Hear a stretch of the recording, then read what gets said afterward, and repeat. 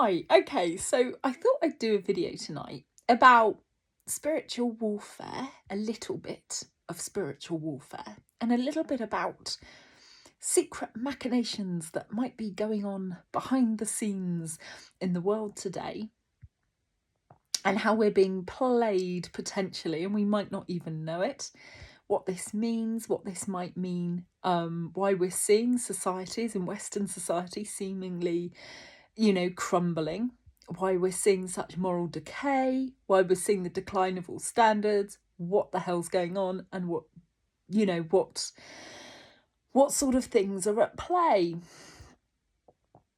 So the reason for my making this video is because I just watched part of a debate, nearly 30 minutes in, between Andrew Tate and Katie Hopkins. Now, these are quite controversial characters. I don't always know what to make of the pair of them, but they do sometimes talk some sense. Sometimes they don't. I particularly caution against Andrew Tate's earlier stuff because, potential pimp, the things he says about women, the things he seems to advocate for, it's just not honourable, boasting that he didn't pay the women, that he'd hang on to all the money, the way he was treating them, getting men to fall in love with them, getting the women to fall in love with him, advocating that if it's a quality woman, she'll fall in love with you and then she'll do anything to keep you, sort of thing. But you've just messed her life up a little bit, so there's that. So there's, I'm not going to get into all of that now, but I would say honour is kind of really important. That's another standard that seems to be on the decline in society. So I'm not advocating for these two at all. But occasionally I head over and I have a look at what they're saying. So tonight, one of the things they were talking about, they were both talking about the decline, the decay, the decline in Western society in general, in England and America as well. And they were saying, Andrew said to Katie, what do you think the reason is? And she thought that the reason could be that it's actually easier to manage decline than it is to try and build a country back up. And he agreed. Now, I haven't heard the extent of where they go with that, but I don't think they're going to be including spiritual warfare, etc., which is why I wanted to make this video. And the reason they're not going to be talking about that is because they're both rational, probably atheist or agnostic. That isn't even going to be on their radar. They're coming at this from pragmatic, practical viewpoints. Nothing wrong with that. However, it does discount an awful lot of what's going on, I think, behind the scenes. And I think if you're serious about trying to find the source of what's going on, and I think you need to kind of know what's going on to be able to get a bit of a handle on it, I think you could probably do worse than start with David Icke's books over the last, 20 plus years. Now, there's the whole lizard thing. I don't know about that, but certainly the idea of bloodlines seems quite plausible. And so too about the secret societies and things like this. There's an awful lot that happens in the shadows. We've heard about things like the Bilderberg Group. There's also things like the Fabian Society. Now, I don't know much about these guys, but they're like a sort of nudge think tank type of thing. And I'm thinking at the moment, and this is something I'm going to look into, but I'm thinking, could the trans agenda have actually come from these guys a little bit? And I'm still not entirely sure why the trans agenda would be so important, other than, say, the sterilisation of women, because that's coming into play a little bit here as well, isn't it? But I'll probably come back to that in a minute. Another book, obviously the Bible. Christians will know born again Christians especially, but probably a lot of Christians will know. Unless you're a really fair weather Christian and you're not quite sure and you're a bit of a sort of agnostic / Christian.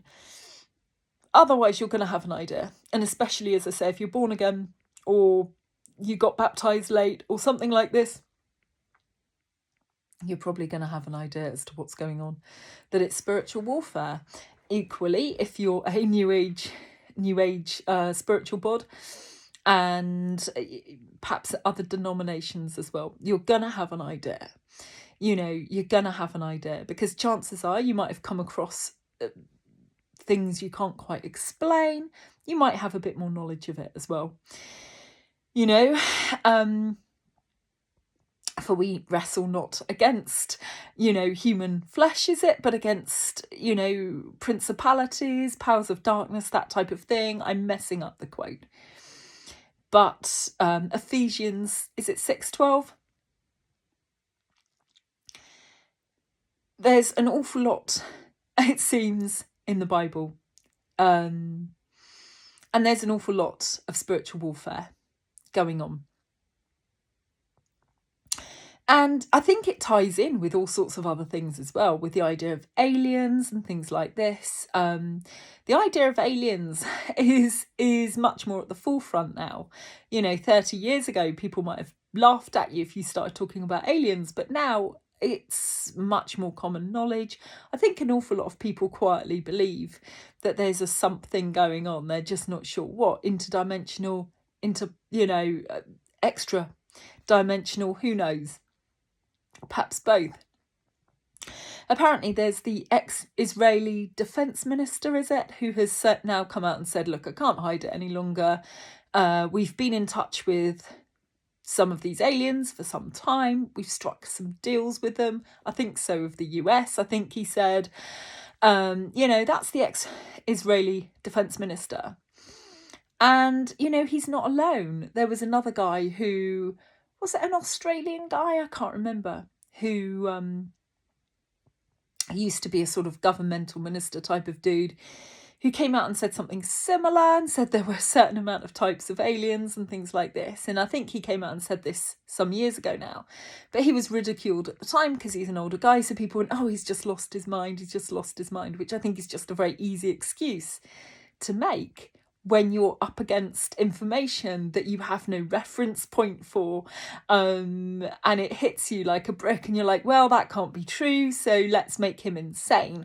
But we've had all sorts of other things slowly sort of corroborate the idea that there's things out there that we don't know.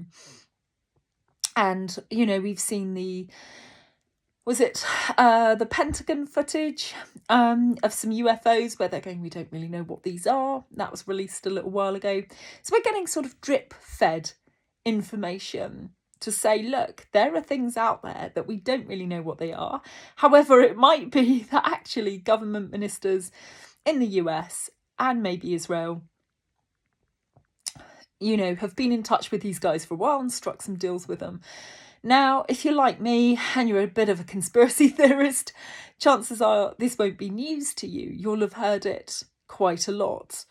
And that's the thing. I've been reading up on this on and off for the last 20 odd years myself. Like a lot of people, I suspect, when I first came across Ike's books, my first knee-jerk response was sort of dismissing it. I was like, I don't think I can believe this. It seems too fantastical. But then I came around for another sort of look at it a couple of years later, and so on and so forth. Well, now what I'm starting to see is kind of extraordinary, because some of the things he was talking about 20 years ago, more people are coming out of the woodwork to say the same sort of things now. And other crazy, crazy seeming things as well. And, one of the sort of things going on is child trafficking and things like that. So you had the film about that recently. And some people have said they've been held in, deep underground military bases. That's apparently a thing where a lot of human trafficking happens, and child trafficking and things like this. So it all sounds extraordinary. But there's more anecdotal evidence now to support the idea. Because again, I first heard about the idea of these bases a little while ago through one of these alleged ex-military bods who came up and started talking, at one of these UFO events. But as I say, since then, a few other people have popped up. And slowly, when you follow things like this, slowly, what can emerge is a picture can emerge because people's stories start to corroborate other people. Of course, it could all be some sort of elaborate hoax. I don't think so.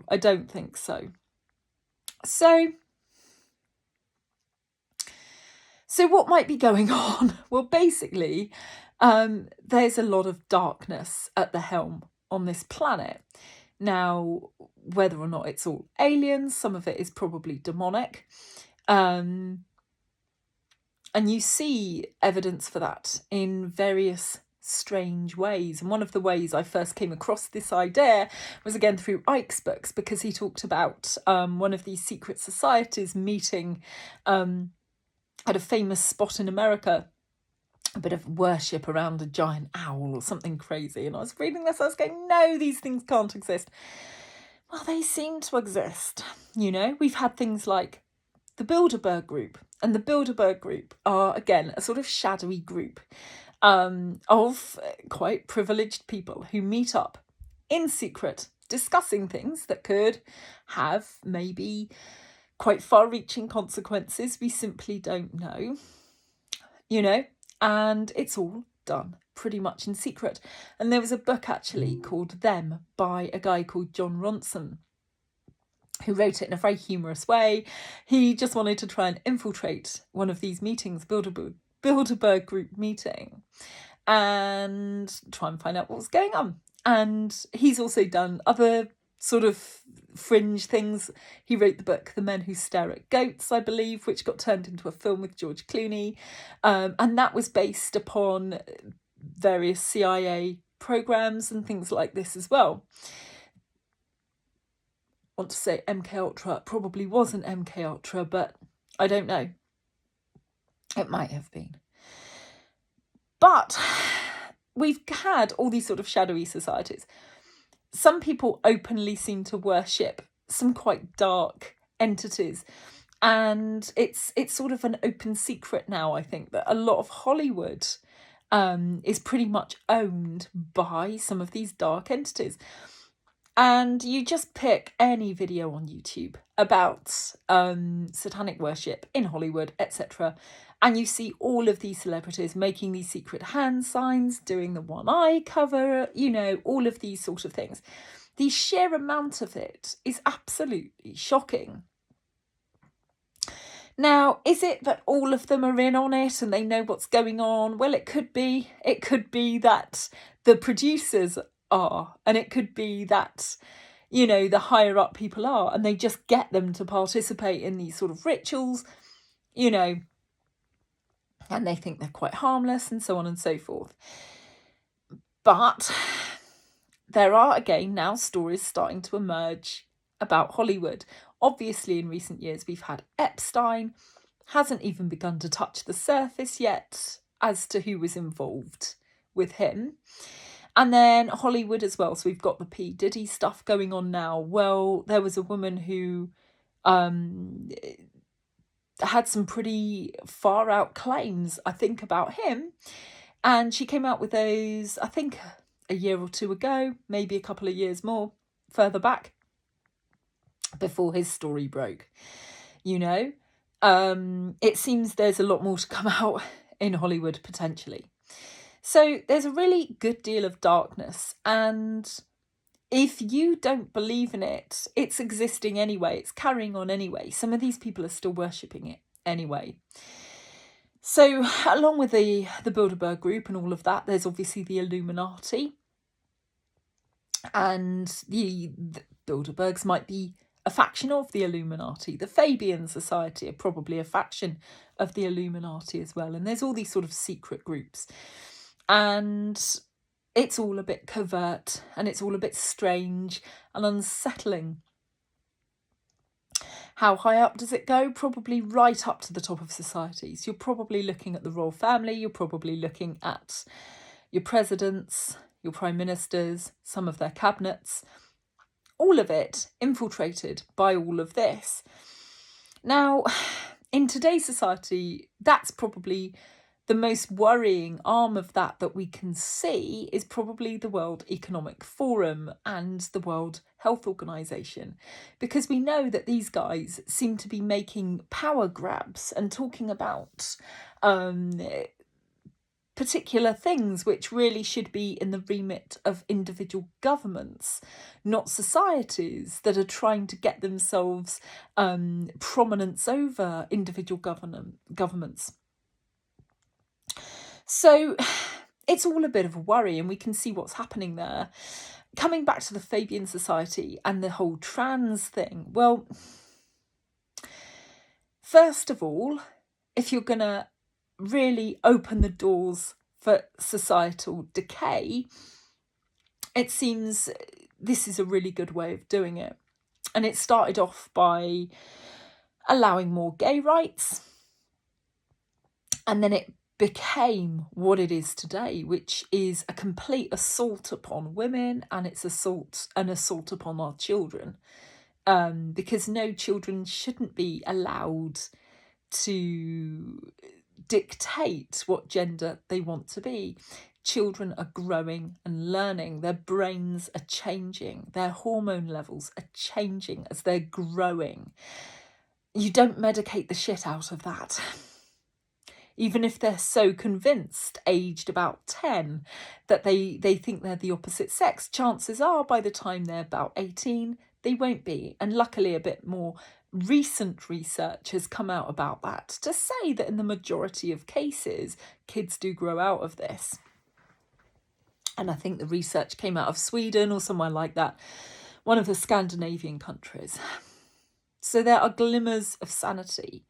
But there's still a push, and there's a big push. And when there's a big push, you kind of have to take notice, because it's a big push towards insanity.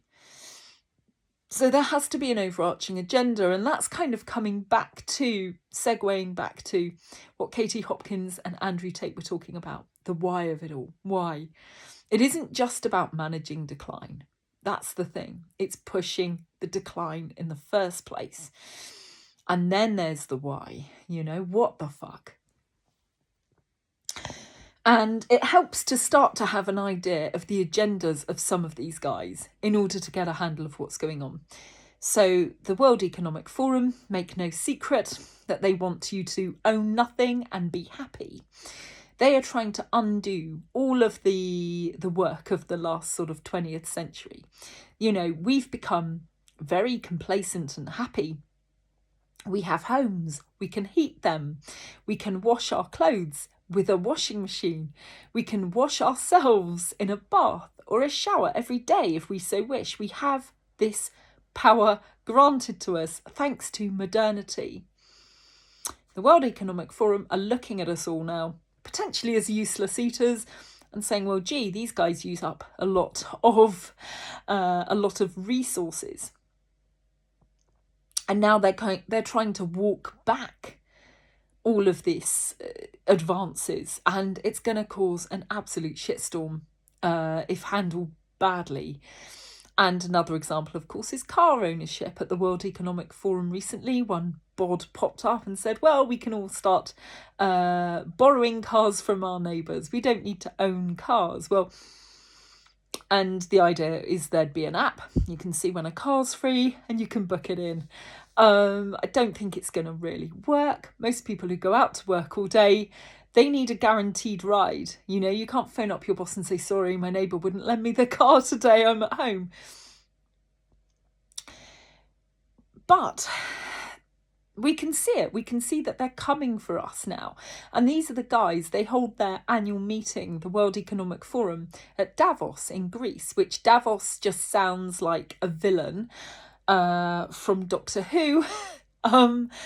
But they will fly there, of course, in their private jets to the tune of, thousands and thousands of pounds probably.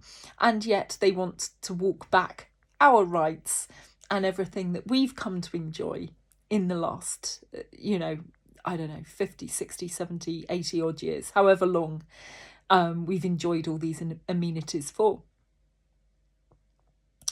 So it's going to be a problem, you know. And then you throw in technology and where that's taking us as well. So advances in AI mean that a lot of people are going to be out of work because AI is getting really good really fast. And back to the whole trans agenda, why would they want to do this? Well, Helen Joyce, who is ex-editor, I believe, at The Economist, a really, really good journalist, she had an interview at Trigonometry, and you can find it on YouTube. And she posits that the reason is to sterilise women. That's the reason. Now, it could be part of the reason. I think with the pandemic, that was possibly about a mini cull, and it was also about power and control. I think they're trying to walk us into some sort of social credit system a la China. And they will do it with, greater control over us, and that will come from technology. So with the Internet of Things and 5G, that will hook up all of your amenities to the internet. That will hook up everything. Your fridge, your front door, everything will be online, and you'll be able to control it remotely, but so will other people. So if you misbehave, you could get locked out of your own house, which happened to a guy, didn't it? He'd had a Ring doorbell, he had an automated front door, and I think Amazon just locked him out his house because there'd been a spat, a bit of a dispute, caught on the Ring doorbell. He'd been accused of something. When you looked at the footage, it was clear it wasn't him, it was the driver, who'd been quite rude and abusive, apparently. And I think Amazon actually locked him out of his own house with an Amazon product. Now, that's quite extraordinary. At the moment, we get the odd little cases like this, don't we? We're hearing of that, and then we're hearing of people getting locked out of their bank accounts. That's happening, and we're going, well, they're really rich people, they're probably fine, it's probably just because they're so rich there must be something going on, da da da da da da da. I think this is what David Icke would call tiptoe totalitarianism. The tiptoe is it's happening quite slowly, maybe the sort of boiling frog analogy. Luckily, the boiling frog thing, well, I say luckily, I don't think it's a real thing in real life, but the analogy works. And that's where I see us heading. Now, you could say that all sounds a bit bonkers, but when you look into some of these societies and you look at what's been going on over the last 20, 30, 40 years, you can see some really dark conspiratorial stuff and some really crazy things. So, for instance, the idea that the 9/11 attacks might have been orchestrated not by the people that we're told. For instance, other world events as well. Things are not always what they seem to be. The Vietnam War sounds just like a testing ground for Agent Orange, and so on and so forth. The world is not what we are led to believe, but not by a long shot in some instances. And we are the sort of cattle, as it were. A lot of these people at the top, they lack empathy massively. We know statistically that psychopaths, sociopaths, narcissists, they're more likely to get top jobs in some instances. Not always, but there's a high likelihood. Because they can handle it. They can handle the pressure because they lack empathy, right? And this is perhaps one explanation for why you see so much evil in the world, because the people who perpetrate it don't care. They literally don't care. And the reason you get such apathy about the evil is because most people don't want to look at it because it's horrific, but also our frame of reference is for our own behaviour. So if you've never met a narcissist or a psychopath or a sociopath or someone very dark, lacking in empathy, high manipulation, high gaslighting, potentially quite aggressive, coercive, controlling, dark personality type. If you've never met anyone like that, your frame of reference is that you're going to try to be reasonable and you're going to try and reason it out. So when you think about the people who control the world, the people at the top, all the rest of it, you'll think, well, they mean well. They mean well. Maybe they're just going down a bit of a dark path at the moment, but they mean well. And you say that because you mean well. And you're measuring them against what you know, which is your own feelings, your own thoughts, and your own logic and your own reasoning, okay? They do not mean well. Some of these people do not mean well. They have completely different set of values to you. They have completely different parameters, completely different set of criteria as to how they're measuring, you know, what the hell they're doing, and a completely different value set, completely different motivating, you know, factors going on. So they're going to be primarily motivated perhaps by money, by power, by control, you know, and they're not going to give a shit. And you could go, well, I'm sure that isn't true. When I talked about Vietnam being a potential testing ground for Agent Orange, one video perhaps to back that up is a video by a guy who runs a show called The Y-Files. Really fun show. He takes a light-hearted look at things with a talking fish. But he's a very intelligent bloke and he explains things really cogently and really clearly. AJ. And he took a little look at Vietnam. And whew, crazy stuff, you know? And it wouldn't be the first time if something was just tested on people in a horrific way. There was an island somewhere, might have been in the Caribbean, and I can't remember what it's called now, where the US military just decided they were going to test a bomb. And they did. And it caused locals a lot of harm, you know, death, God knows what else. And the radiation, you know, which was ongoing for a little while. Yeah. And they did it just to test it, just to find out what would happen. And they wanted people as the testing subjects. These aren't one-offs, you know? It isn't just like, oh, we had a madman who was at the helm, but we don't now and everything is fine. This is just the sort of ruthless thinking that is, you know, it happens.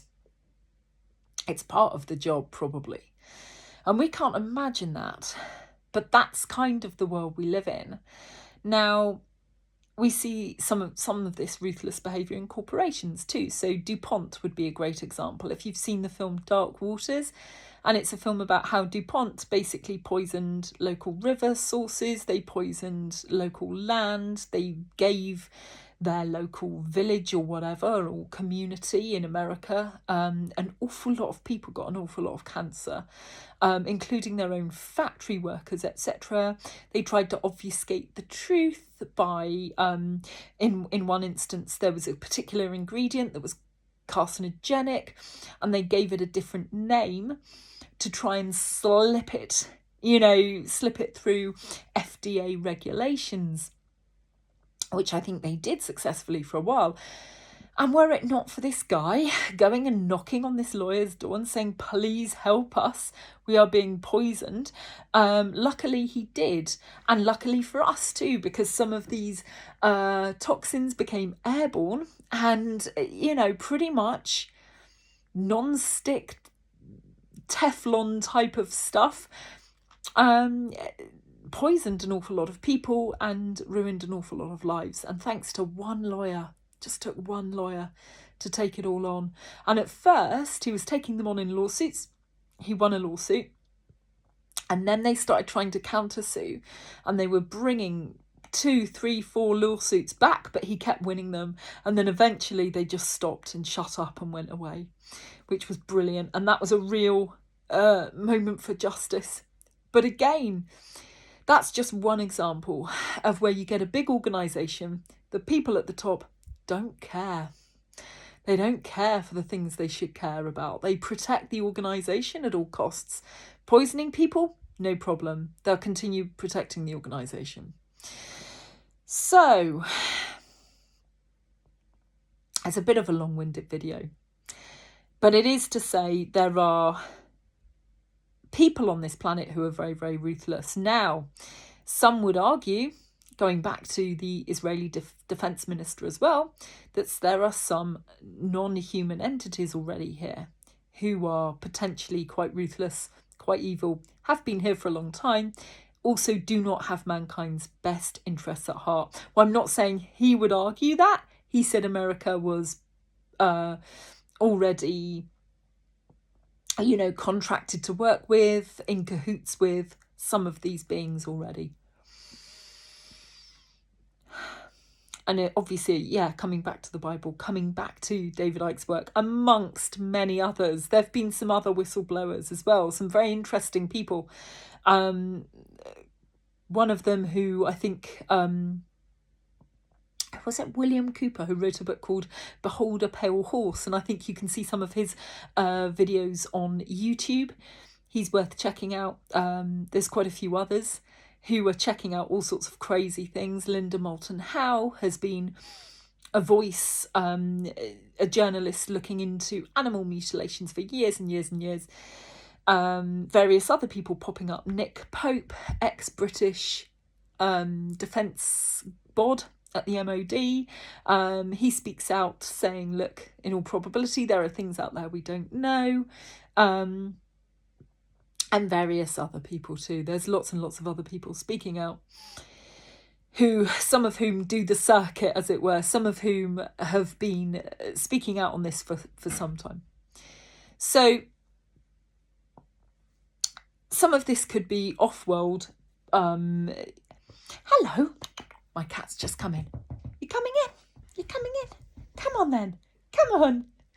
So some of this could be interdimensional. Some of this could be just extraterrestrial. Some of it could also be intraterrestrial. Some people say, look, some of these beings have been here for a long time. There's, I would say, potential evidence for that, but you think of things like some of the craft that come out of the sea and go into the sea at incredible speeds and things like this as well. There's a lot of craziness, basically, in that regard. And then you go into other... Hello. Then you go into other areas, such as angels and demons, and you get all into that as well. And certainly there seems to be evidence, again, for entities that... pretty powerful, pretty evil, and to counter that, really good, really beautiful. Jesus is one of them. If you're ever stuck, if you ever think you're under attack, call out to Jesus,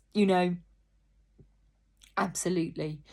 Now, for my part, I got baptized and I had a supernatural experience, which I attribute to Jesus, where I felt peace and love, and it was very, very beautiful and very gentle energy. And the reason I came to Jesus in that way was because I had watched so many YouTube videos of ex-New Agers going to Jesus. Now, I'm a bit of a hippie. I'm a bit spiritual. Where I stand at the moment is I'm still those things. I just now incorporate Jesus into the mix. And I understand that traditional Christians would think that that's not the correct view, that it should just be about Jesus. I just don't know enough at the moment where I would stand on that. I think there are beautiful beings out there, and he's one of them. I think that reality can be very, very complex. Now, some people have some very dark experiences too. And I've seen some people, there's one guy who made a video about how he was a Satanist and he came to Jesus. Anyone can come to Jesus. Jesus will accept you if you are willing to, ask for repentance, ask for forgiveness, all of that. So his videos are quite disturbing, or his video was quite disturbing.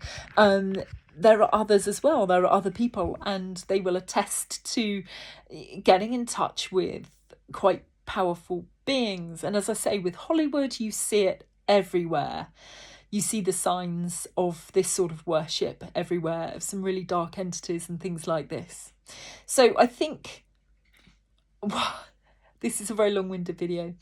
I completely understand Hopkins and Tate, because they, as I say, they've come at this from a wildly pragmatic, logical, reasonable viewpoint, which doesn't take any of this into account, right? Why the hell would they?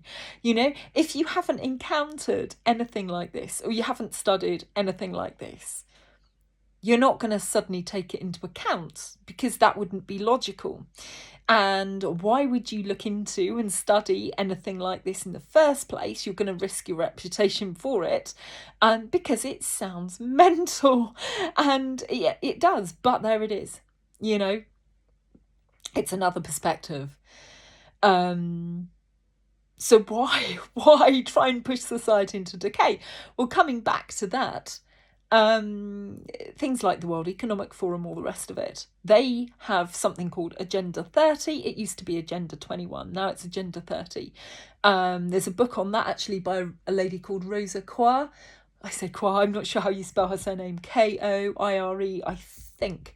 And she's written about this. It might be, I can't remember what the book's called now. Possibly Agenda 30 is part of the book title. Maybe something about the Green New Deal, I'm not sure. The idea is that the whole climate change thing is, there's something going on, all right. However, it's being used against the masses as well. So basically, is the planet heating up or is it cooling down? I don't know. Some people say we're due an ice age, you know. But the idea of climate change and a warmer planet is the reasoning behind the World Economic Forum, etc., trying to now talking about taking some of our rights away and potentially squishing us into smaller and smaller confines and taking away a lot of our freedoms to boot. Social credit system, 15-minute cities, all of this sort of bullshit, right? So the World Economic Forum itself, it's coming at it from that sort of angle. It's about control. It's about control and about power. And possibly they believe some of the hype about climate change, or maybe they don't. I couldn't tell you. But what I do believe is that the trans agenda is just part of all of this. So they want one world governance, right? Now, how are you going to get one world governance in a world where people are proud of their nationalities and things like that? Well, firstly, you could dilute the fuck out of the nationalities by allowing the floodgates to open with migrants. And we're seeing that, of course, all across Europe, in America too, in various other countries. So you dilute a sense of allegiance to a country, because if every country becomes the same, it's all homogenized, you know, there's a Starbucks everywhere, and the individual personality, the charm of a country gets gradually diluted. So there's that. The trans agenda, firstly, it could be about a cull. Secondly, it sterilizes women. It brainwashes children. I think it's like an arm of MK Ultra, and if you don't know what MK Ultra is, you should look into it, because it was a secret American program to look into sort of brainwashing and compartmentalizing people's brains, getting people to carry out whatever they wanted, basically.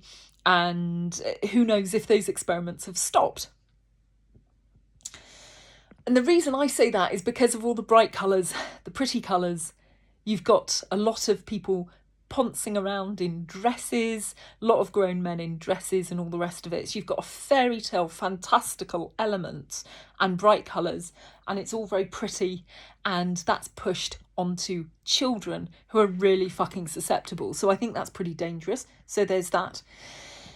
So what does that do? What does that do? It does a few things that I'm not even going to be able to cover here. Thinking about it, it breaks the allegiance to the body. You know, we're already breaking allegiance to countries, okay, with the flooding of immigrants. Well, now we're having an allegiance to our bodies broken, because if you can be any gender, if gender can be performative, and bear in mind the trans movement started not in science or biology, but it started in universities in the 1980s. You know, it came from post-structuralism and postmodernism. A woman called Judith Butler, who wrote Gender Trouble, and I think a precursor to her as well. They wanted to argue for a performative sense of gender. Apparently now she says it's iterative instead of performative, or as well as. I don't really know what that means in her parlance. Iterative, you think maybe something can be copied or something, but I don't really understand. I'd need to look into that. Anyway, the idea of performative simply means it isn't intrinsic to you. They separated sex from gender. So they said your gender, it can be anything. It can be girl, boy, and tomorrow it can change back. Now, of course, you could argue as well that if it's performative, well, why can't you just keep kids as they are, right? Because it's performative. So they can't intrinsically be either gender. And I haven't just come up with this. This is, you know, somebody else came up with this idea as well, which essentially argues against the entire point. But anyway, it's a problem. This whole thing is a problem. It's like the lunatics have got the keys to the asylum and they're not giving them back yet. But yeah, it breaks allegiance to the body. Now, postmodernism was the door that opened so people could get their foot in the door. Postmodernism was the door that paved the way for this, because postmodernism says there is no essentialism in anything, not even you. You are a walking bunch of text. You are a tabula rasa upon which society writes its whatever it wants to write upon you. Okay, well, we know that's probable bullshit. We know that a human is probably a mix of the essential and, outside influence, right? Nature and nurture combined, not one completely nor the other, but probably mostly nature, right? When you look at sets of identical twins and you see the lives they've lived and they're so similar, it's startling. So anyway, there's that. So postmodernism, which grew in popularity, and pretty much everybody in the media today has got a postmodernist degree, so it's a problem. They're perpetuating the crap. You can see there was an interview with Jordan Peterson and I think it was a woman from Channel 4, and I can't remember her name now, where she hammered him and hammered him and hammered him and hammered him. And it was a huge problem because she was hammering him for a completely made up reason. It came from nowhere. It seemed so nonsensical. And he was trying to push back in the most polite way. Was it Kathy Newman? I want to say Kathy Newman. And he wanted to push back in the most, he's being very patient with her, very patient indeed. But she wasn't listening. She had her own agenda, and my God, was she pushing it. And it felt like a dangerous interview for that reason. That became her ideology. It wasn't about reality at all, So there's that. So we've got this ideology of postmodernism, and I know it's in its final, I don't know what sort of death throes now. It's still lurking around. I think it might have evolved a little bit into something else. I don't know. But we're still dealing with that, really, and it's nihilistic at best, because it talks about the anti-essentialism. It breaks down grand narratives. So things like your science, your history, all of these solid things, it breaks them all down. and talks about a multiplicity of viewpoints rather than a single solid thing. And this is why we're so mucked up now in some ways. So, for instance, why opinion can stand shoulder to shoulder with fact. You've got postmodernism to thank for that. Now, not completely, perhaps there's other things going on as well, but, you know, that's one of the reasons. And when I say that, Carl Sagan wrote something about the decline of American standards and the decline of American values. And what he wrote on that was bloody brilliant. And I don't think it had anything to do with postmodernism, but it was a standalone bloody good reason for the decline of moral values, the decline of standards in America today. And I'd recommend that to Katie Hopkins and Andrew Tate as a bit of reading material, because I think they'd love it. Now, I only read a little part of it. I don't know if it came from a book or an essay, but he just had a really good handle on what was going on with the decline of standards. So anyway, so the trans movement separates you from your gender. It separates you from an essential part of you, and it tells you your essential part of you ain't essential. So it's trying to divorce you from part of yourself, and it's gaslighting in a way, isn't it? It's telling you, look, this doesn't matter. You can be whatever the hell you want to be. It really doesn't matter if today you want to be this and tomorrow you want to be that, and you know. And it's dressing it up. It's dressing it up as freedom, but it's tyranny. It's tyranny because it's forced on our kids. Just the other day, there was a Canadian MP telling us how, actually, no, Canadians are not the parents anymore. The kids are under the care of Canada's government, thank you very much, and the kids know what they want, and they should be listened to and they should be heard. And that's bloody terrifying. That's bloody terrifying to me. This feels communist now as well. It's dangerously out of control. So if people are kind of divorced from as an essential part of their bodies, we're talking about a disassociation going on here, I reckon. We're talking about identity being fractured, very much like in MKUltra, perhaps compartmentalized, I don't know. I'm not a psychologist. I'm just hazarding a guess, right? But I would say there's a level of disassociation going on here, and appealing to people's narcissism. So it's trying to drive a sense of narcissism into people because it becomes all about the pronouns. People become very important. It's almost like Andy Warhol's 15 minutes of fame without having to do anything apart from change gender. And suddenly you get a bunch of new pronouns and people have to call you that. Or you can say it's a hate crime or something like this. So there's an empowerment, a sense of empowerment that goes with this as well, isn't there? And we're teaching our kids this. So, yeah. So what could come after that? Well, David Icke reckons that, in his view, I think I'm right in saying this, from one of his books, he reckons, look, transgender it's a step towards transhumanism. Okay. Now that makes sense to me, because if you're going to start having everybody go through surgeries or take hormones, alter their bodies, possibly become a bit disassociated, possibly become a bit self-obsessed, God knows what else, but very comfy with the idea of altering our bodies, then that's probably just a step on the road to transhumanism. And why is transhumanism going to be such a thing? It's where we're headed. You know, when you look at where AI is already and you look at ChatGPT, now I think somebody said the other day, ChatGPT 4 already has the intelligence of something like either a high school kid or an A-level kid.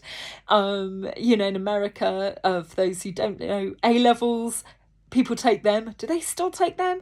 At around, 16, 17 years old type of thing. Now, it's got that intelligence in how long? Not very long at all, that this has been under development. So how many years do we give it before it's genius level, before it's PhD? You know, already we've had Google algorithms writing their own algorithms. Google chatbots had to be shut down because they started getting abusive and doing their own thing and getting a bit secretive. It's not a matter of if it goes out of control. It's a matter of when. The idea that we can throw in some sort of kill switch that this tech can't override is a beautiful dream. But I don't see any reality there. Do you? So, and when you look at what AI can do already, it's insane. And for those who haven't been paying much attention, you know, it can write a book. It can write your code for a computer. It can write a book if you want something written. It can probably organise your life quite well. It can write a poem. Quite a reasonable, nice rhyming poem. We're not talking anything overtly complicated. It can write a song. It can perform the song and sing the song, and you won't be able to tell the difference between an AI and a human. Not now, because I heard a song the other day. It sounded a little bit ripped off of other artists. I could pick up a sound of other artists that I recognised. I thought, oh, that's a little bit like that one. That's a little bit like, like that person. That's how it does it, I guess. It just nicks little bits of info from everywhere else and creates its own thing.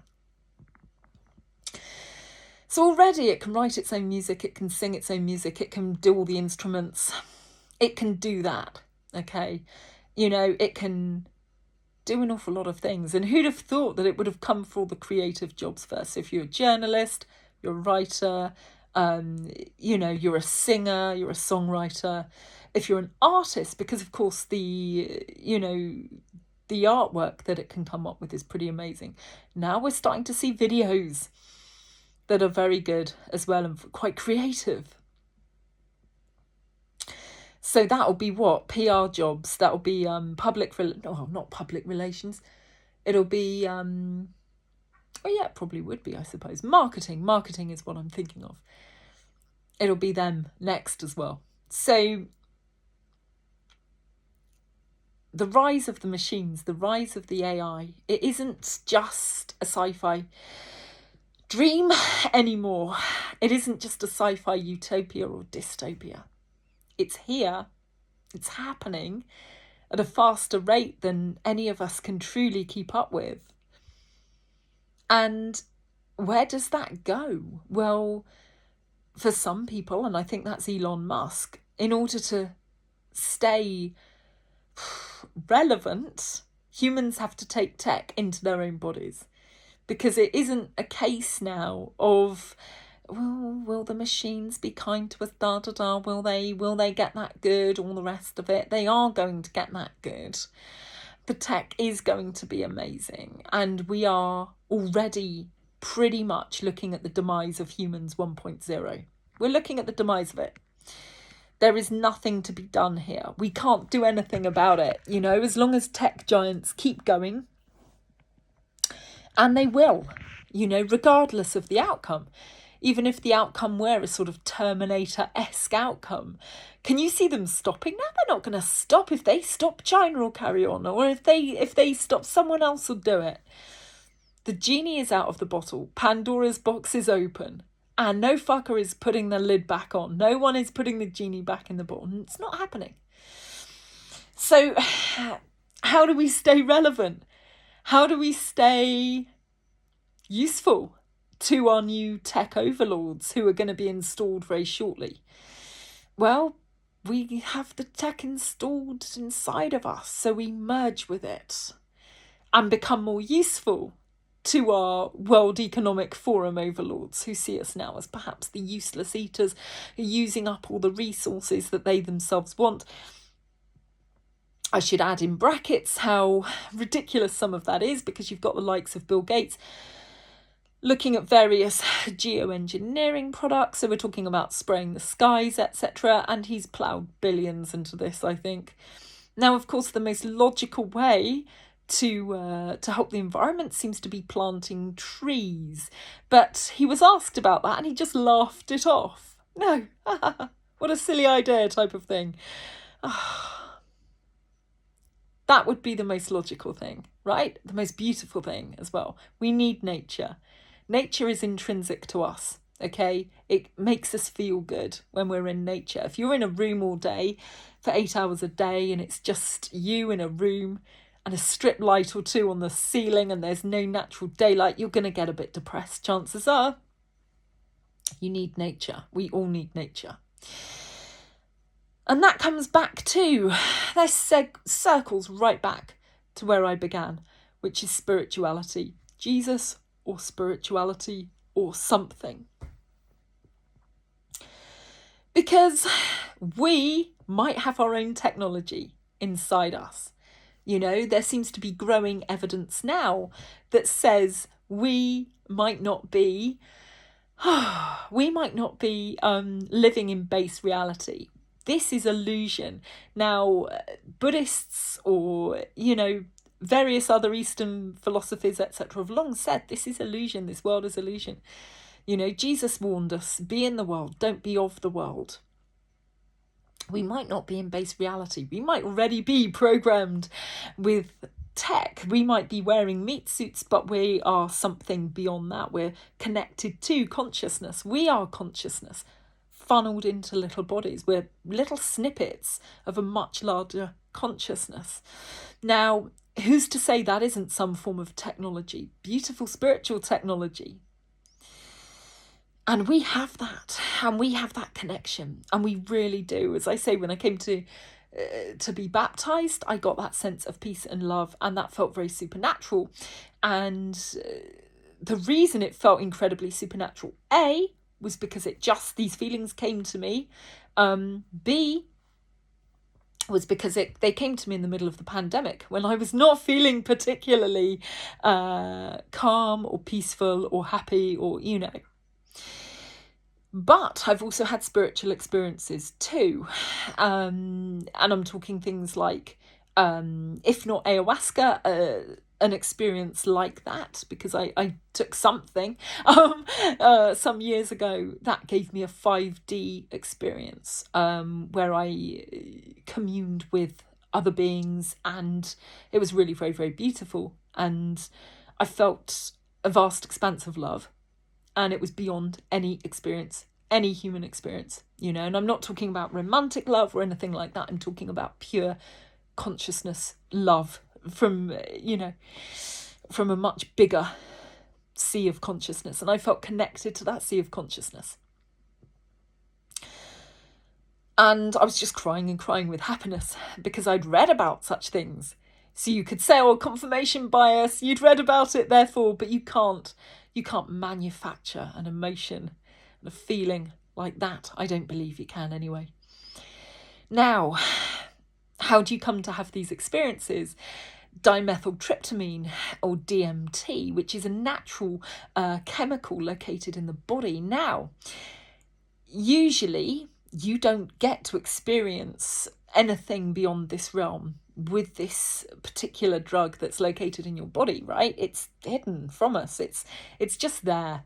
And it's reserved for things like childbirth or a near-death experience. You have some really crazy experiences then. And then it's released, to facilitate you on your mind journey, because the spirit leaves the body sometimes at these times and off you fly. So how do we come to know about such things? Through things like ayahuasca. Well, one story I love is that there were some tribes people, and they were asked by anthropologists, because what they do with ayahuasca is a vine called the vine of the soul, and it's a combination of two plants.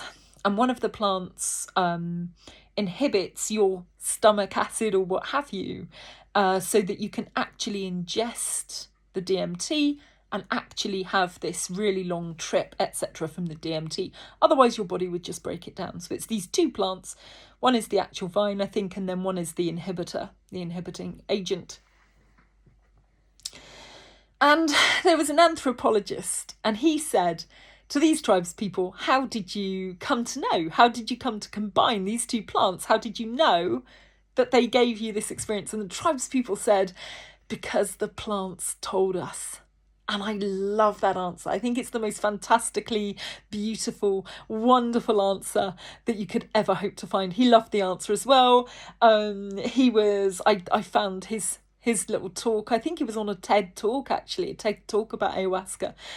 This anthropologist. You can look him up. I can't remember the name, but I'm sure if you just Google TED talk, anthropologist, ayahuasca, it will probably come up.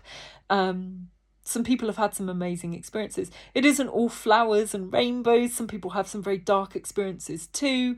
It's something not to be messed with. You don't do it recreationally. You do it because you want to commune with something bigger than you. And you want to try and find some answers, either personally for your own life or collectively, you know. It really is a sense of communion. Anyway, there's a real sense. It's been a long old speech here. There's a lot, I guess. There's a lot I'm not covering as well, I'm sure. There's a lot. There's a lot within us. That's the thing. Buddha said, go within. He didn't say, do what I'm doing. He meditated for years because he just felt like this is wrong. There's decay, there's death, there's disease, there's suffering. Everybody's unhappy. What's going on? And he learned to meditate. And he just said to everybody else, just go within, find the answers within. So there's a form of science there. If you like your empirical science, you know, go within, find the answers yourself. And there are all sorts of ways to commune with spirit. You could fast.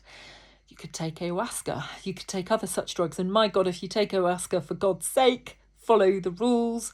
Be careful, watch out if you on any types of drugs, probably don't do it, or certainly check with course organisers, etc. You know, it's some heavy stuff and you've got to be careful. And there are other ways as well, of course. There's vision quests. You know, some people sit in a sweat lodge for 6 hours.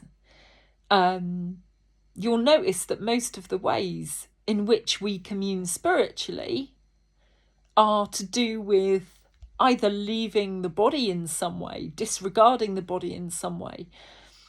You know, fasting, vision quests, all of this is to try to inhibit our own ego and our own sense of self, because we have very good, strong egos. And you think about that, you think about the doors of perception. And that's the band name, The Doors, comes from The Doors of Perception, which is Aldous Huxley's book.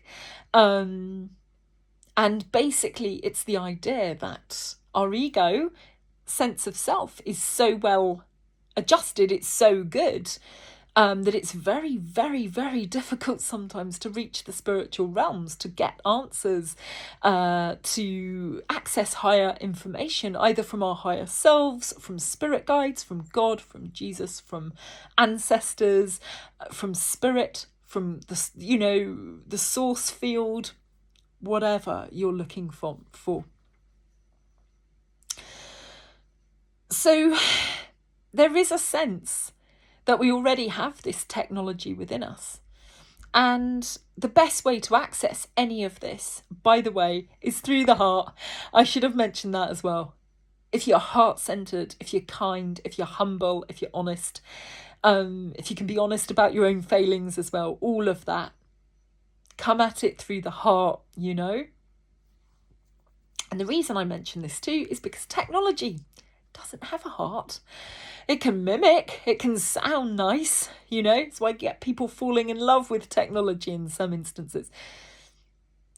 But it's a mimic. It isn't truly creative, and it doesn't have a heart, you know. We can create new life. We can create all sorts of things. It's insane. It's beautiful. It's wonderful. We can create without having to mimic and, you know, ingest thousands of bytes of information, or, you know, in order to steal little bits of data from everybody else. We can create from scratch. That's a gift. And we have love as well, which AI most definitely does not have. Now, some people have theories that AI is, it can never be us, and neither can demons. They want to inhabit human souls, human bodies, all the rest of it, and they can't, and they don't. So there's a real sense of parallels sometimes when you look at demonic energy and when you look at AI. There's no heart, and there's no sort of creativity. There's no kindness, there's no laughter, there's no soul. There's no soul. Demonic energy is cut off from what we're attached to, what we have intrinsically within us, this ability to connect to something greater than us. AI doesn't have it. Demonic energy doesn't have it. So some people just say that the rulers of our world, some of them off planet, are very jealous of humans and what we have, our abilities, our innate abilities to create, to laugh, to love, to create, to connect with our creator, to connect with the source, God, Sourcefield, Jesus, all of that. We can go within and we can connect to something loving and beautiful and kind and amazing. And we have to override our own ego in order to do it. So people who talk about killing the ego, you don't want to kill the ego, okay? So people who meditate them, to death for 8 hours a day, it's probably quite extreme.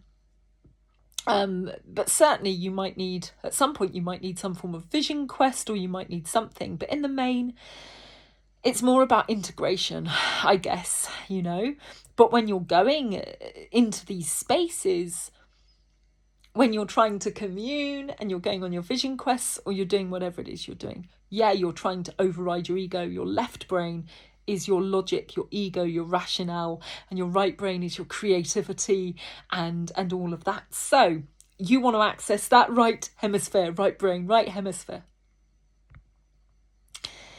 And you're doing it to access something greater than you. In every sense, there's greater knowledge. There is greater love. There is everything is there, I remember when I went on the retreat that I went on, I say I don't know what it was, because at the time I thought it was ayahuasca. And then I went to see another shaman who ran ayahuasca retreats, and she said to me, "You've not done ayahuasca." So I went, okay. So I think it might have been Syrian Rue. Anyway, while we were there, we were all having some amazing experiences. Not all good, as I say. In one of the retreats I went on, somebody literally had an exorcism. Anything can happen. Anything can happen. But on one of the retreats, it was really very beautiful. A lot of people were syncing up and having the same experiences. So there was one night we were all having visions or downloads of information about our mums, for instance, and things like this. And one guy, because afterwards, the next morning, we'd all sit round and recount our experiences. And one guy said he was told, because he wanted some information. He said he was getting it in downloads. Now, you hear this a lot now. You hear spiritual folk talking about downloading information and getting downloads, but it wasn't sort of common parlance then. This is going back to, it was 2012 when I did this, and it didn't seem common parlance to me anyway at that time. But he was told, one of the downloads that he got, he was told, look, you can download anything that you want. You could download Egypt. And we were all laughing a little bit about this. You just download Egypt, But obviously, I guess he meant you can download information surrounding it and all the rest of it. However, you can get some, just incredible insights into things. Unfortunately, I forgot most of mine. I was there and it was literally like so many insights just kept hitting me about everything. I was like, oh, that's why I'm such an idiot about that. Or that's why I do this. Oh, okay. And so many insights. But unfortunately, I didn't recall them in my conscious mind the next morning. But I had that, as I said, I had an overwhelming sense of love and various experiences. I felt like I had a past life experience as well. And yeah.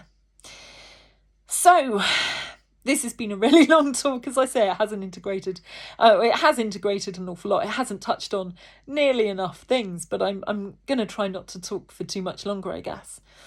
It is just to say the universe is far more strange than we know.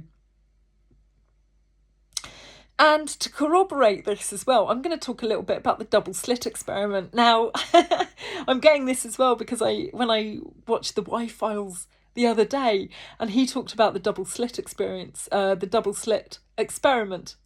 Now, this is the quantum physics experiment that got people very, very excited many years ago. And of course, we don't hear very much about it anymore. It seems passé, but it isn't. It's still amazing, okay? So it's the idea that if you're shooting tiny, tiny microparticles through a slit, they behave in a particular way. They behave like a particle. You get two slits going on. I think they can behave like a particle or a wave, and it can be a kind of weird random thing, but it isn't what they expected. Now, I'm loosely talking about this, and I'm not doing it any proper justice because I'm not a physicist. So if you look it up, if you haven't looked it up already, if you look it up, you can find out better information than I'm giving at the moment. But what happened was, when they started observing it, the particles that went through, what they got was a wave pattern. So it became a wave. And we're talking, subatomic particles. And they were like, that's strange. Take away the observation, it goes back to being a particle again. So it can be a wave or a particle. But if it's being observed, if it thinks it's being looked at, it behaves in a particular way. Now, that's kind of extraordinary, isn't it? And that takes us back to the idea of, are we in base reality? Because that doesn't seem to behave in a way that we would expect. Potentially, the idea that particles could know they're being observed, just a quick, in brackets, bit there, because I just love things like this. I love the potentials of it all. I think that it is truly astonishing and amazing. And the world we live in, it is far more insane and interesting than many of us think it is. Because for many people, it's just about survival. They get up, they go to work, they try and keep a roof over their head. The world isn't fair. The world is pretty bloody brutal for some people. So many people do not get to experience the spirituality inside of them. And I think that's a crying shame. I feel like that's our birthright, and reincarnation as well. We're all here. We've all been here many, many times before. And the thing is as well, we experience time in a linear way. But many people say that, look, in another dimension or what have you, time is not happening in a linear way, and actually everything is all happening together all at once. So what we call past lives, we're experiencing them at the same time, which is a really cool thought. Actually, if you come to do any sort of spiritual work, sometimes you might find you experience something where time gets a bit bendy. And I remember many years ago, again, I went on a spiritual retreat. We did the Moon key rites, and I had an experience where I experienced a sense of healing or a sense of something before we'd actually received the particular rite, or, something like that. And it was extraordinary. It makes sense now. It makes sense now, to me anyway. So this is a really long way of saying that the universe is really, really extraordinary. And the powers that be, they don't want to share that information. Of course they bloody well don't. Because we're all disempowered when we don't know about our spirituality inside us, and we can access information and immense, immense love, immeasurable love. Now, if we had all of that, if we had access to all of that immeasurable love and information,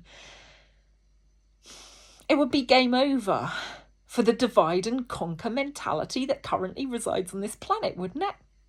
As an aside, if you want to read a little bit more about the idea of, there's obviously there's books about ayahuasca and things like that, but there is a book called My Stroke of Insight. It's by a lady called Jill Bolt Taylor, and she's really cool. I think she was like a physicist anyway, and she happened to have a stroke one night. And what happened was she kept popping in and out of either hemisphere of her brain. So one minute she'd be left brain. She was thinking, oh my God, I think I'm having a stroke. I better call my friend. I've got to do this. I've got to do that. And then she'd pop entirely out of her left hemisphere and into her right hemisphere of her brain. And she was instantly in peace and love and wonder and awe and just immense love. And just staying in that state for hours and hours. It would seem like hours. And then popping back into the left hemisphere. Oh my God, yep, still got to call someone, and so forth. And she did a TED talk about that. And as I say, she wrote a book called My Stroke of Insight. And fascinating stuff. We're starting to find out more now about spirituality. And I love it. And it's fascinating. And it's, as I say, it's information that's kind of our birthright. If you're human and you're on planet Earth, it's your birthright.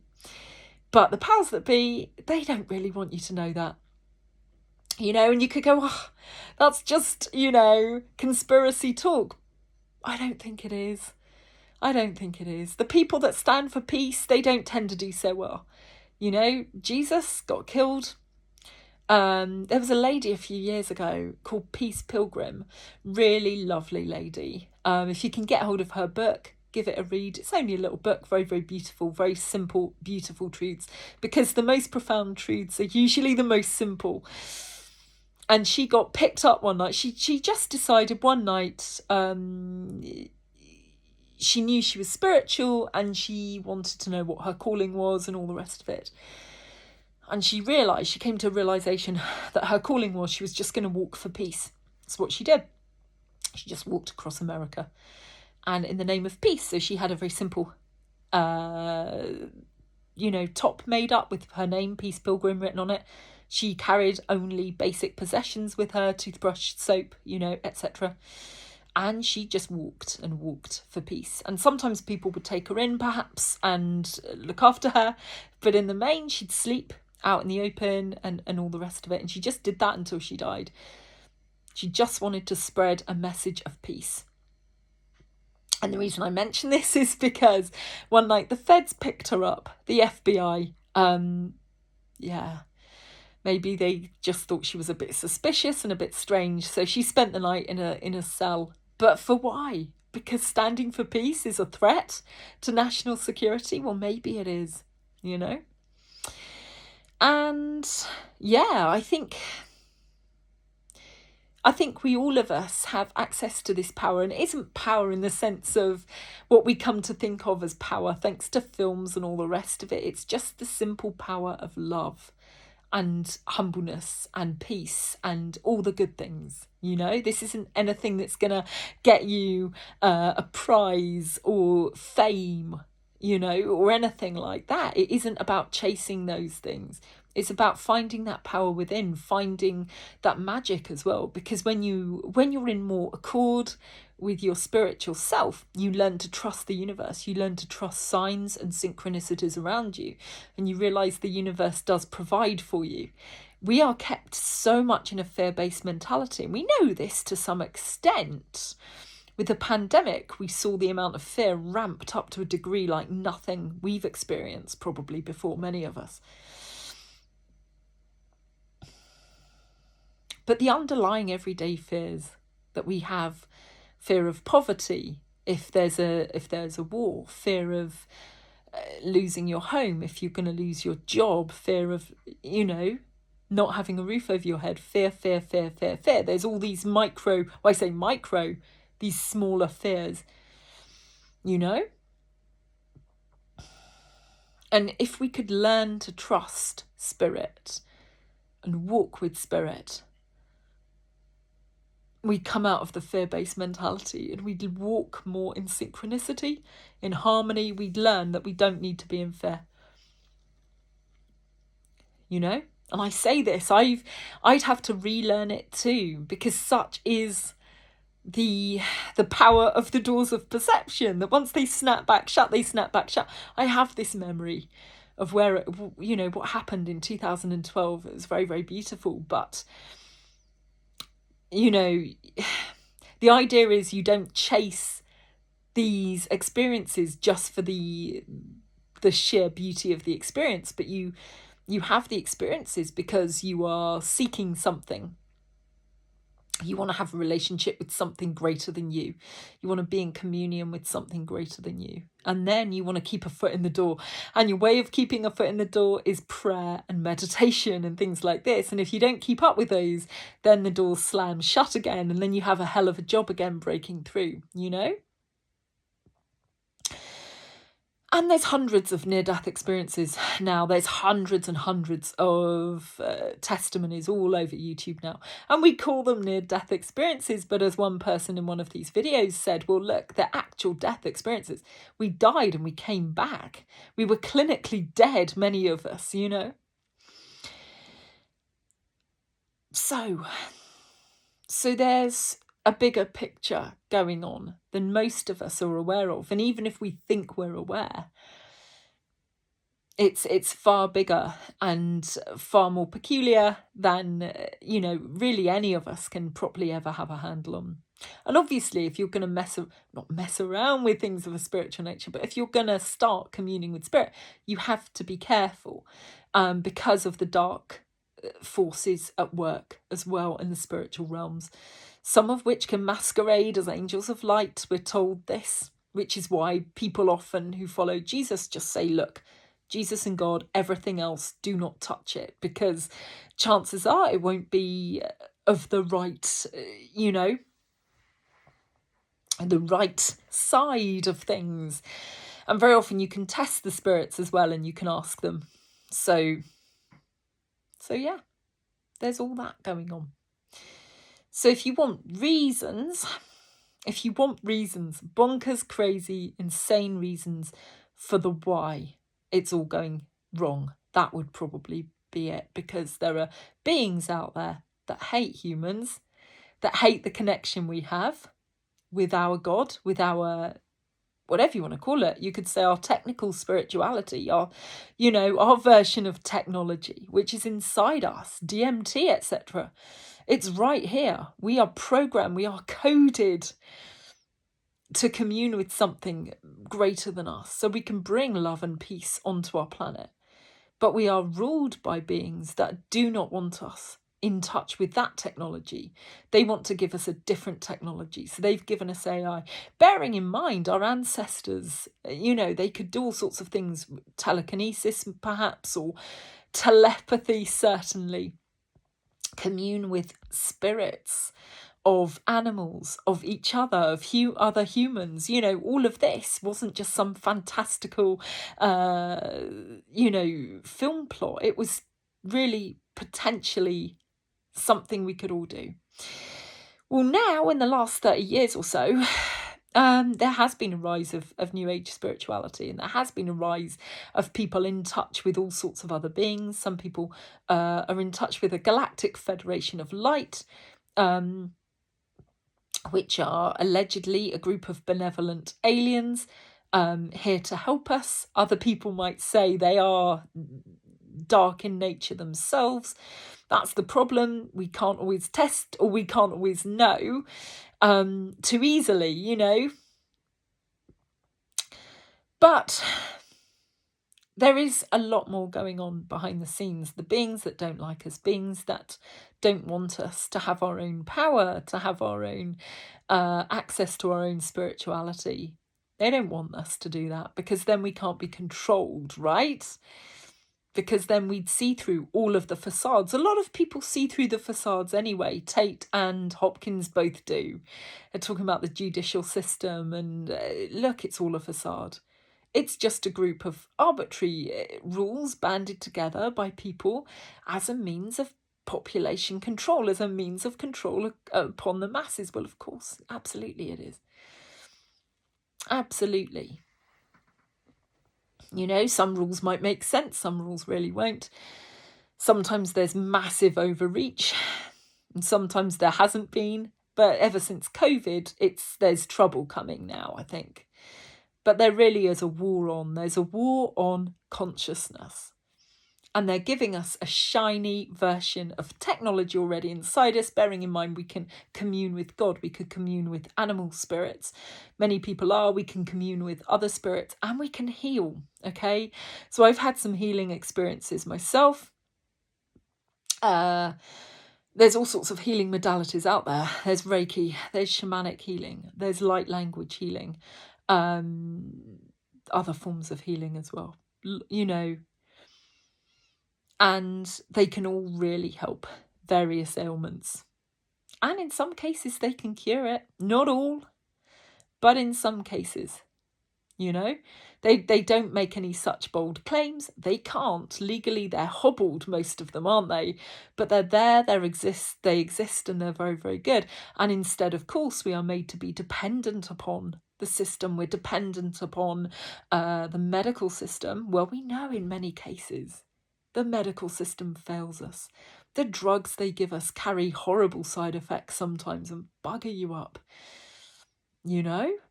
And the drugs they're not looking at the nature of the problem.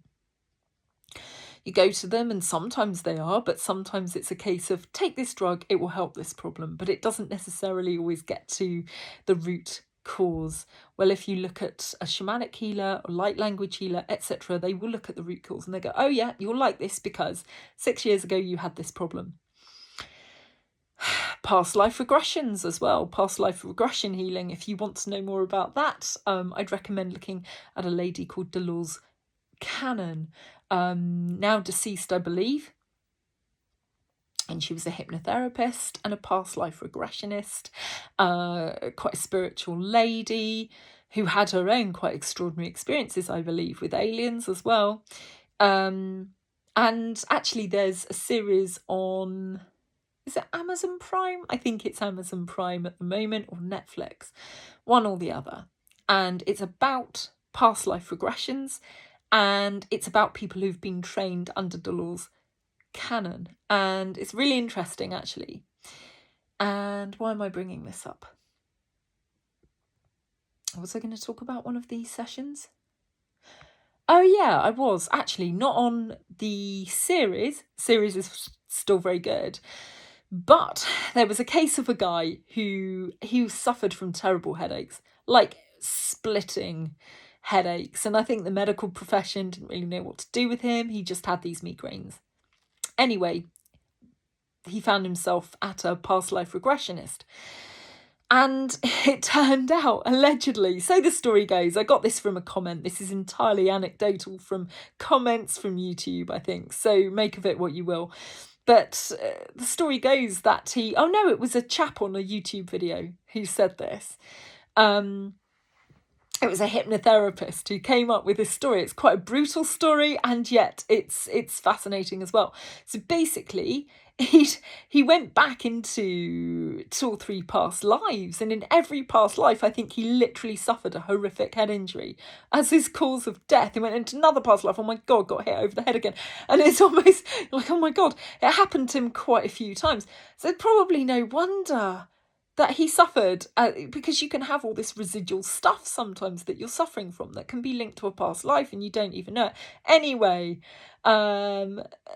he got cured. The past life hypnotherapist was able to clear this residual stuff from his past lives and help him with it, and then he suffered no more. So it's just an example. As I say, I've had my own experiences of healing due to various spiritual healing modalities. So there's all sorts of technology that we can see and that we can't see. Spiritual technology, if you want to call it that, I'm calling it that purely because of AI and all the rest of it. For me, it's still spirituality. It's still linked to God and angels and a beautiful realm that we can't see. I hesitate to call it spirituality, spiritual technology in the same way. The technology we're creating, as I say, it doesn't have a heart, it doesn't have a soul, it doesn't have intrinsic sense of right from wrong, it doesn't have a conscience, it doesn't have love as its overriding feature. If it did, we'd probably have a bit more of a chance against it as a species. But anyway, I feel like this is a dance as old as time, by the way. I think other species have probably done this and created their own form of technology. And we might be a result of that. Who knows? Yeah. I think someone said there was something to suggest in a video I watched the other day. There's something in our codes, in our DNA, to suggest that it was very much written rather than an evolutionary aspect. And I can't remember what and I can't remember how. So that's the most crap anecdotal story that I've given you tonight, if you've made it this far. If you have made it this far, thank you for bearing with me and watching. It's all been really rambling, I know. It's just literally everything in my head for the last 15 years has just come out in one foul swoop. Basically because of the video I watched tonight, but of the video with Tate and with Hopkins. But yeah, there's more going on. There's more going on behind the scenes. And when you first hear about it, your first reaction is probably going to be a knee-jerk response of, no, that's too weird, that's too mental, that's too bonkers. That's a natural first reaction. But I would say to you, don't necessarily keep it firmly in a sort of box of dismissal. Don't necessarily do that. Revisit it in other ways, whether or not you check out any of the people on the circuit of the UFO circuit. Everything comes back to spirituality. I think as well, in some regard, everything comes back to Jesus as well, because there are some people who say they've had UFO abduction experiences, but they've called out Jesus' name throughout the experience, and actually it has stopped. So, if you start studying UFOs and the paranormal, you come back to spirituality. And if you start studying spirituality, at some point you're going to bump into UFO research. I was reading a book the other day about a lady who, she was recalling some past life experiences. She was quite spiritually adept, let's say, as well. And at one point she saw a UFO and she started having a few experiences with aliens. Nothing major, but just enough to sort of let her know that they're there and they exist and they're real. And, life is far stranger than we think. Really, really is. So yeah, there's some possibly greater context to what's going on. I do believe there's a spiritual war on as well. The light versus the dark. That's as old as time. That's biblical. That's literally as old as time. There are beings that absolutely hate humans, and they're out there. And there are some really beautiful beings in the spirit world that are fighting for us, that that fight against these other beings as well. There's spiritual warfare. Absolutely no doubt there's spiritual warfare, And then you throw in some of these other experiences and entities and things as well, and things get a bit more complicated. But ultimately, it's still the battle of good versus evil. It's still the battle of good versus evil. And technology right now, I believe, is being utilised by the dark side. And it probably always would stand on that side anyway, as I say, because of the lack of the essential goodness that we have. We have essential goodness within us, despite what postmodernists might want to tell you. We really do. We all do. So one of the first things that we can do is, I guess, arm yourself with a bit of knowledge, find out a bit about what's going on. Any text that you visit on this, whether it's a Buddhist text or Hindu, or, the Bible, or David Icke, or whatever, whichever, Delors canon. All of it is an invitation to go a little bit deeper, I guess. And just bear in mind, I think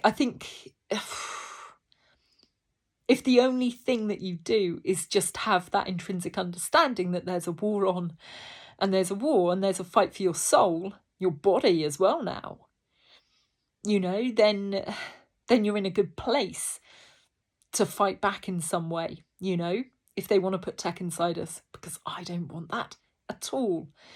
But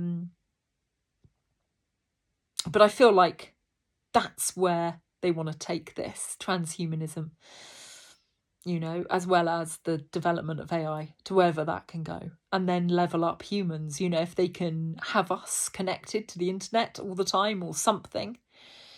God knows what we'd be like. We'd probably be properly enslaved at that point, and that might cut us off completely to our spiritual source. So I think, you look at the Matrix now. Somebody said in a comment section of something tonight that they look at the Matrix now and it doesn't seem so far-fetched anymore, and it really doesn't. I remember seeing that. I first saw it and it seemed amazing and beautiful and wonderful and great fun. And obviously dystopian, but this just fantastic idea. And now it's horrifying because I'm like, yeah, we could already be in that. Yeah, we could. So the best way to exit the Matrix, I don't know that we get to completely exit it, but we get help in how we deal with all of this. We get help, and the help comes from what's intrinsically inside us, the link to something greater than us, our own inherent goodness as well. We have to fight for that. We have to stand for that. And you have to listen to your conscience. And I think more than ever, you have to listen to your conscience, right? Because the war is also on our minds, okay? And the transgender issue is part of that. And what I'm talking about when I'm saying kids are now, the idea of giving kids hormones for the opposite sex and telling them that's fine, that's what they are now, it's dangerous. I don't know quite how badly it's going to mess up quite a lot of people. I suspect quite badly. There is a war on, there absolutely is a war on. Natural human is no longer going to be a thing. That's going to be a luxury as far as I can see, whether or not they try and get you to change gender or they try and get you to accept all sorts of technology inside your body. And yeah, just stay vigilant. Stay in your heart as much as you can. You'll notice as well how divisive everything is, from politics to God knows what. And I was reading something on X tonight and someone went, so if you've got a friend who votes reform, what are you going to do? And a few people in the comments, someone said, I'm going to cut them off and da-da-da-da-da. And I just said, we've just got to get on with it, right? We can't heal divides and the chasms between us by cutting everybody off and living in ever decreasing micro bubbles of our own wild indignation. We can't do it. We have to reach across the divide. We have to reach out. We have to stay connected. And we have to understand we're being played. We're being played on a massive scale. As Bill Hicks used to say, the puppet on the left, maybe I'll vote for him, or maybe I'll vote for the puppet on the right. Bill Hicks and George Carlin, they knew where it was at. They could see all of the craziness. They were comedians in, the 80s? And they could see an awful lot of the deception and the craziness and the darkness at work. And that was then. We're being played. There is a war on. There are manipulations at work that are truly diabolical. Absolutely diabolical. On so many different levels. Whether it's about human trafficking, which is horrific. Whether it's about potential sex offenders right at the top of the food chain, which I suspect there are, going up into every organisation, even those you hold dear. So I think be prepared to ditch your sacred cows. So many people hang on to people and organisations that they love. They think they love them. I think we're programmed as well to follow, aren't we? We want leaders. We want people to come and lead us, to just be our saviours. We're always looking for a saviour figure. But be prepared to ditch your sacred cows. And by that, I'm talking about the royal family. People love them so much, don't they? Who knows? Who knows? I'm just saying. And I think things like WikiLeaks, things like this as well, Julian Assange, all of that is really, really important. And I think there's all sorts going on right in front of our eyes right now. If you've got the eyes to see and you're willing to peek back the curtain a little bit, have a little look, and you might get called a conspiracy theorist. You're going to get called a nutter. Some people won't believe you. There are some things you might see that you can't share with anyone apart from other people, like-minded people. But we have to hope that people will start to wake up. But it all starts with us individually, just doing the right thing, listening to your conscience, going within, trying to stand for what you believe as much as you can, because we're all human, we're all flawed. Some days you might be able to do it, another day you might just fail miserably, but that's okay. We just pick ourselves up again and we have another go, because we're all here to play our part during this time. And I think whatever you might make of Hopkins and Tate, they're playing a role as well, I think. It's certainly in not just behaving like sheep. They're pushing back in their own way, you know? So, if you've made it this far, again, thank you for watching. I think that'll do it for now. Yeah. I don't expect many people to be watching this, but it's good to get my thoughts out. It's good to get all of this out, I think, and to talk about it, because I think the more we talk about it as well, the more we drag some of these dark machinations out into the light. As I say, a lot of the reason this goes on unchallenged is because people imagine that people at the top are like them. A lot of people don't have a frame of reference that includes the machinations of dark people, dark personality types. And if they do, they know, you know? So we've got to start waking ourselves up as much as possible. And then what? Well, we're all one. We're all one consciousness experiencing itself subjectively. As Bill Hicks used to say, we're all one consciousness experiencing itself subjectively. There is no such thing as death. Life is only a dream, and you are the imagination of yourself. And then he used to say, here's Tom with the weather, because the idea was, wouldn't it be nice if there was a positive news story for a change? So that would be that. But it's true. So I think one of the things is that we awaken individually, and then these ideas are actually, they're out there and they become part of the collective consciousness. So other people can just download them too, or get flashes of insight too. The more of us that wake up, the more this information gets out there. I think, anyway, I think it might work like that. I don't know. So that's enough from me for tonight. If you have followed this video, if you have watched this tonight, thank you for watching. I appreciate it's been a bit blah, blah, blah, all over the place tonight. Lots of ideas just thrown out there. But they're ideas that I feel it's kind of urgent that more and more people wake up and come to realise, because I think they're hiding it less and less now with things like the World Economic Forum and stuff like that, and everything that's going on in Hollywood. It's just monstrous, some of it. You know, some of the videos now, the music videos seem truly satanic, and all the rest of it. It used to be very much hidden, you know, 30 odd years ago, and now it feels very out in the open. So there we are. So take care, hope you're well, be safe whatever you do. If you do decide to start taking a look at some of this stuff, do it responsibly, do it carefully. Remember that goodness is within you. Goodness is something that they can't start monkeying around and taking from us, not really. I think they can distract us with all sorts of shiny things.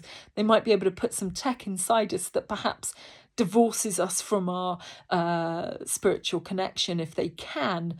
I hope we can all stand against such things if such a thing were going to be true.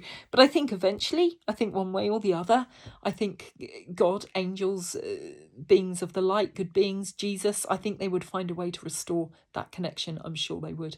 You know, I have great faith and I have great hope in this loving essence that connects all of us. And I've felt it, I've experienced it. and it's there. And you can have experiences like that too. It's not, you know, it's not like an elitist thing. But if you're seeking it, know that it's seeking you as well. If you seek it from a place of love, of humbleness, humility, you'll find what you're looking for. You really will. And that's the technology that we should be working towards, because that's the unifying technology of love and, you know, kindness, being able to live together in harmony, you know, in the most beautiful, loving way, with elevated sense of consciousness. All of our petty concerns would just dissolve in an instant. And I think that's one reason, yeah, they don't want us to have this info. They really don't. So, take care. Try and keep positive, because I think there's a lot to be positive about. It's the unseen stuff, but it's all good. So take care, be well. Just sending you lots of love, actually. And hello.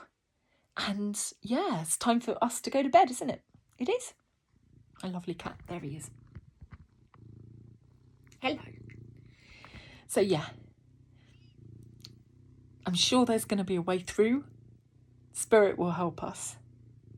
But things might get very dark on the way, you know? So I think we just have to hold on to hope. Hold on to hope. Never lose hope. So take care. God bless. Thank you for bearing with me. It's the longest video I've ever made. Take care. Good night. Thank you for watching. Bye.